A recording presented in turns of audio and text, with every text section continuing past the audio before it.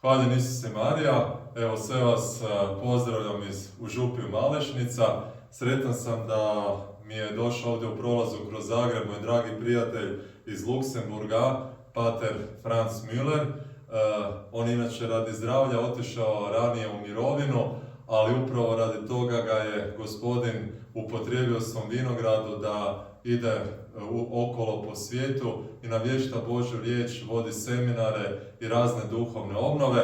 Pa evo ću ga zamoliti na engleskome da uputi nekoliko riječi i da nas sve blagoslovi.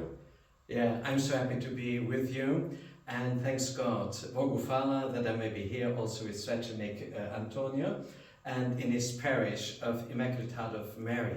So, by the intercession of Virgin Mary and her Immaculate Heart, may God bless you, your families. May God bless also your projects. Keep you in peace, keep you in love. In the name of the Father, the Son, and the Holy Spirit.